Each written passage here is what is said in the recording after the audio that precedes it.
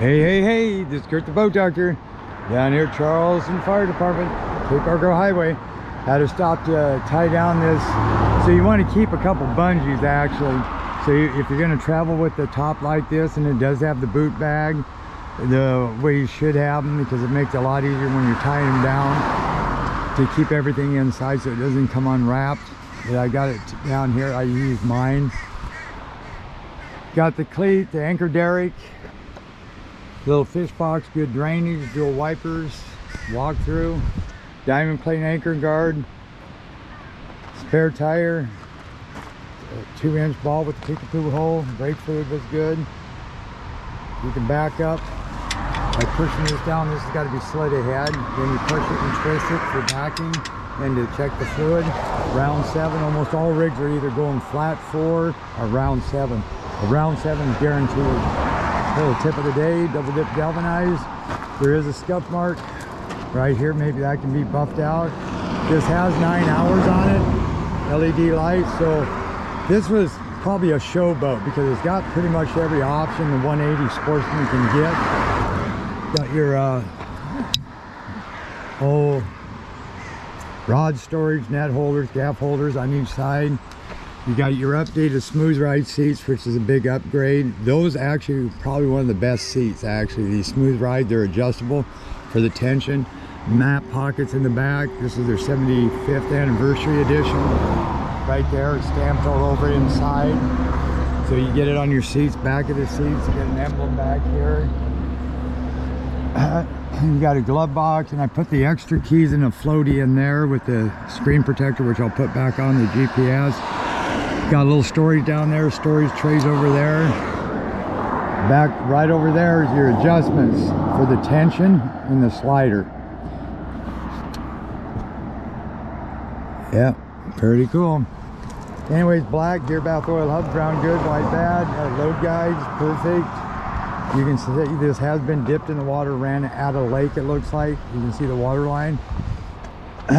This has got a T99 tiller with a tie bar. And I'll show you when I'm on the water, you really don't even need that tie bar. You can steer with this 90 horse. You got your oil drain here. You got your power trim right here. You got your friction for your throttle here. You got everything on that tiller hand. Plus what's nice, you got the friction here to lock this motor out. So I'll show you that on the water. That's a neat feature to have. You go to remote, sometimes they take that off. Got 11x7, 25 Yamaha gear case of your your intake. You put your ear muffs, water muffs, or whatever you want to call them, onto here.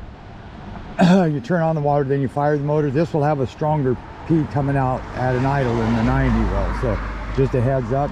And if you have no water coming out of that, of course, put the paper clip up the P tube right there. If it doesn't come out, take the cowling off, undo the hose. If water comes out of that, that means that's still plugged. But if it's plug, you can take this off right here. And if you got a bunch of rubber in there, that means your impeller is gone.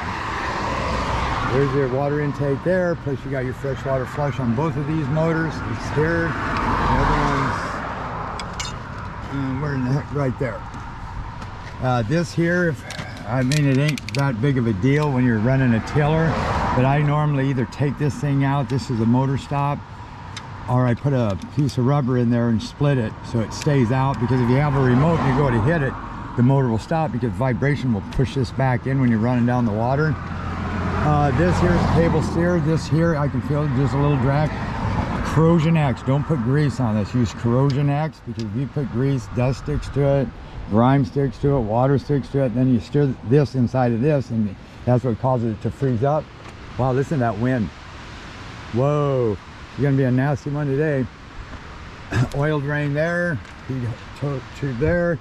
But like I said, it's got the Yamaha 25 gear case, bigger collar. Back here you see the little, hello there, I see you. Okay, I had my fingers. Anyway, no, I've had just coffee today, okay? Anyway, now I lost my train of thought. See how I am? That, oh, back pressure, lets it escape. 2 coats of clear, 2 coats of primer. You got internal zincs every cylinder, zincs on the block, stainless prop shaft, drive shaft. You got your, we tilt those down, just everybody says, why do you tilt those down? You just get a better reading forward, and plus a better reading down deeper that way. You see two of those pickups. One's always going to be a washed out, and the other one's like a live well. So I would be checking up front, and there's a little trick up there I'll show you on that. Don't let me forget. Bilge pump overcharged, downrigger pads welded, crab davit. Do-do-do-do.